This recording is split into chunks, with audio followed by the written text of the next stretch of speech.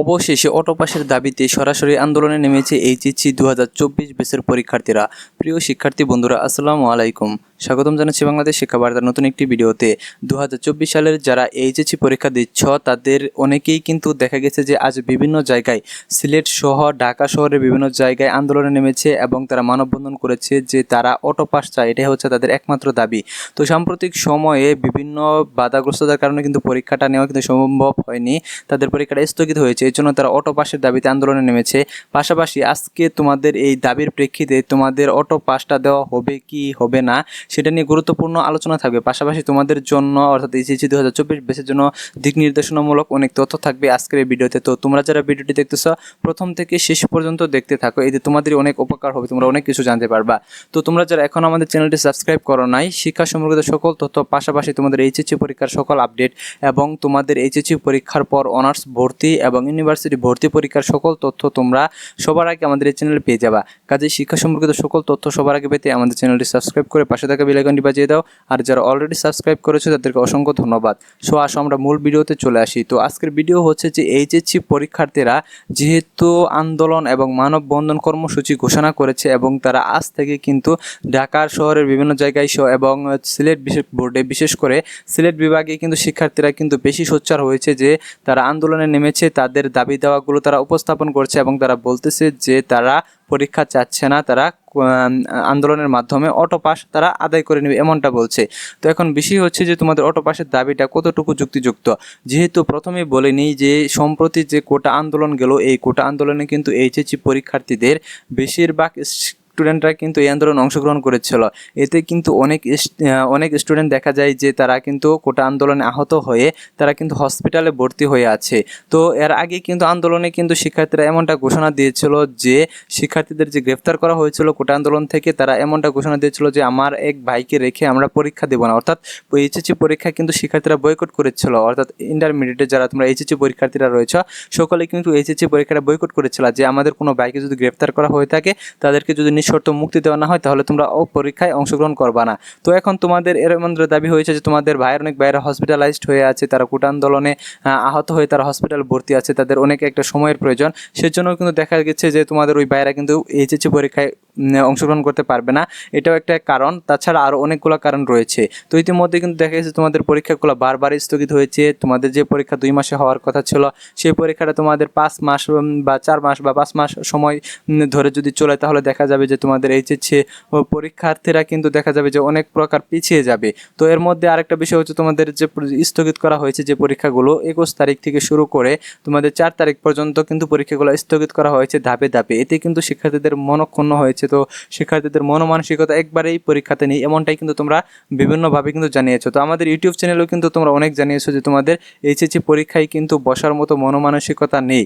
তো এখন আরেকটা বিষয় হচ্ছে যে তোমরা অনেকেই আমার যে ফেসবুক প্রোফাইল রয়েছে অর্থাৎ ফেসবুক রয়েছে, সেই ফেসবুকে কিন্তু অনেকেই SMS করতেছো যে ভাইয়া আমরা অটো পাস চাচ্ছি, আমরা অটো পাসের জন্য আন্দোলন নামবো, এই সে অনেক কিছু তোমরা বলতেছো। আসলে সকলের অ্যান্সার দেওয়া তো আমার পক্ষে সম্ভব নয়, কারণ এত পরিমাণে SMS এর অ্যান্সার দেওয়া আসলে কোনোভাবেই সম্ভব নয়।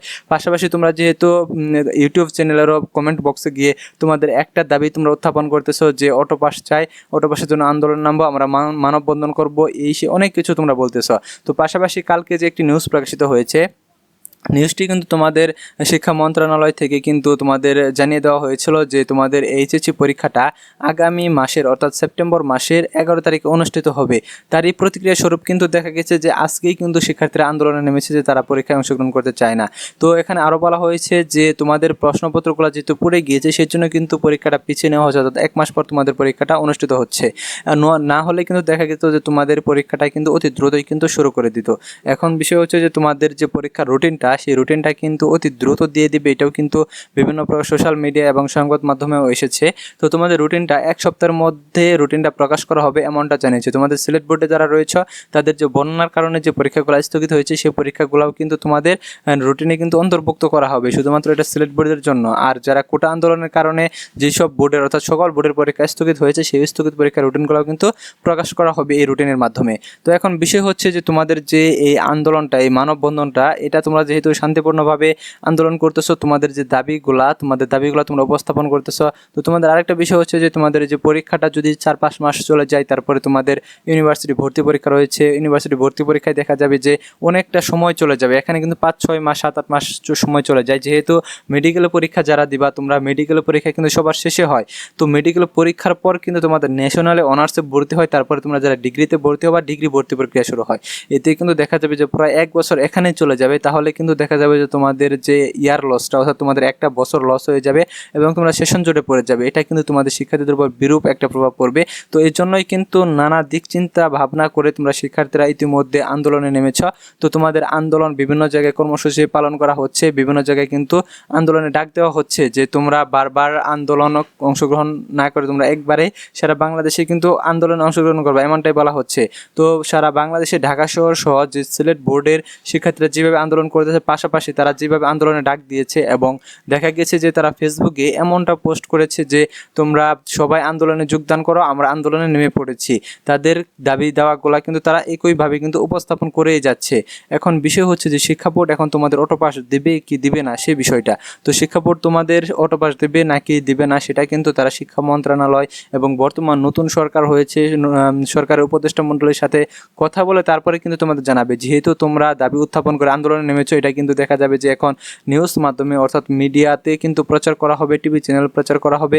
তারপর সাংবাদিকরা যেহেতু তোমাদের এই দাবি দেওয়াগুলো নিয়ে শিক্ষা বোর্ড বা শিক্ষা মন্ত্রণালয়ের যারা কর্তৃপক্ষ রয়েছে তাদের সাথে কিন্তু কথা বলবেন। আর তাদের সাথে কথা বললে কিন্তু তারা এটা নিয়ে অবশ্যই একটা বৈঠক করবে এবং তোমাদের জন্য যেটা বেটার, অটো পাস দেওয়া বেটার হলে তারা অটো বেশি দিবে এবং তোমাদের জন্য পরীক্ষা নেওয়া বেটার হলে তারা পরীক্ষায় দিবে। তোমাদের দাবিগুলো তারা বিবেচনা করবে। তো যেহেতু বর্তমানে নতুন সরকারের যেহেতু দুজন আমাদের শিক্ষক রয়েছে, ঢাকা ইউনিভার্সিটির শিক্ষক রয়েছে, পাশাপাশি কিন্তু দেখা গেছে যে আমাদের দুজন স্টুডেন্ট ভাইও রয়েছে এই সরকারের উপদেষ্টা হিসেবে। তো তারা যেহেতু দেখা গেছে যে আমাদের শিক্ষকেরা রয়েছেন, তো তারা কিন্তু সবচেয়ে স্টুডেন্টদের মনের খবর কিন্তু ভালো বুঝেন, তাদের অসুবিধা এগুলো কিন্তু টিচাররাই কিন্তু সবচেয়ে বেশি ভালো বুঝেন। তো যেহেতু এই সরকারে যেহেতু টিচাররা রয়েছে, পাশাপাশি আমাদের যে প্রধানমন্ত্রী বর্তমান শিক্ষামন্ত্রীও বটে, অর্থাৎ যিনি 27টি মন্ত্রণালয়ের দায়িত্ব নিয়েছেন, তিনিও কিন্তু একজন প্রফেসর ছিলেন এবং বাংলাদেশের বিখ্যাত একজন ব্যক্তি। তিনিও কিন্তু অবশ্যই শিক্ষার্থীদের ভালো মন্দ, শিক্ষার্থীদের দাবি দেওয়া নিয়ে কিন্তু বিবেচনা করবেন এবং বিষয়টি বুঝবেন। এবং তোমাদের দাবি দেওয়া যদি তাদের কাছে সঠিক মনে হয় এবং তোমাদের দাবিগুলো যদি ন্যায্য মনে হয়, তাহলে কিন্তু অবশ্যই তারা অটো প্রমোশনের দিকে এগোবে। তো আমাদের এর জন্য কিন্তু অবশ্যই অপেক্ষা করতে হবে যে শিক্ষা মন্ত্রণালয় বা শিক্ষা বোর্ডের যে কোন নির্দেশনা আসে সেই নির্দেশনা দেখার জন্য বা জানার জন্য। তো তোমরা ইতিমধ্যে যে আন্দোলন চালিয়ে যাচ্ছ, তোমরা অনেকে বলছো যে ভাইয়া আমাদের আন্দোলন কি চালিয়ে যাওয়া ঠিক হবে নাকি ঠিক হবে না। তো যেহেতু তোমাদের এটা একটা দাবি, তো তোমরা যেহেতু দাবি উত্থাপন করেছো, তোমরা দাবি উত্থাপন করতেই পারো। তো কর্তৃপক্ষ এটা তোমাদের দাবি মেনে নেবে কি না সেটা কর্তৃপক্ষের বিষয়। তো এখন বিষয় হচ্ছে যে তোমরা শান্তিপূর্ণভাবে তোমাদের আন্দোলন শুরু করেছো, শান্তিপূর্ণভাবে তোমাদের আন্দোলন করতে থাকো, মানববন্ধন করতে থাকো এবং তোমাদের দাবিগুলা সরকার পর্যন্ত উপস্থাপন করতে থাকো। তো সরকার পর্যন্ত বা শিক্ষা মন্ত্রণালয়, শিক্ষা বোর্ড পর্যন্ত তোমাদের দাবিগুলো পৌঁছালে তারা যে সিদ্ধান্ত নেবে সেই সিদ্ধান্ত অবশ্যই তারা ভেবেচিন্তে ভালোটাই নেবে। তো আমাদের সকলের উচিত সেই সিদ্ধান্ত মেনে নেওয়া। এখন দেখা যাক যে নতুন কোনো সিদ্ধান্ত আসে কিনা শিক্ষা বোর্ড বা শিক্ষা মন্ত্রণালয় থেকে, যেহেতু তোমরা ইতিমধ্যে সারা বাংলাদেশে আন্দোলন শুরু করে দিয়েছো। এ পর্যন্ত কিন্তু আমাদের অবশ্যই অপেক্ষা করতে হবে। আর নতুন কোনো আপডেট আসলে অবশ্যই কিন্তু আমি কিন্তু তোমাদের কিন্তু প্রকাশ করে দিব, এই ভিডিও আপলোডের মাধ্যমে কিন্তু তোমাদের জানিয়ে দিব। এবং আমাদের চ্যানেলটি যারা তোমরা এখনও সাবস্ক্রাইব করো নাই, আমাদের চ্যানেলটি সাবস্ক্রাইব করে আমাদের সাথে যুক্ত হয়ে যাও এবং নতুন কোনো ভিডিও আপলোড করলে তোমরা সেই ভিডিওটির নোটিফিকেশনের মাধ্যমে সাথে সাথে পেয়ে যাবে।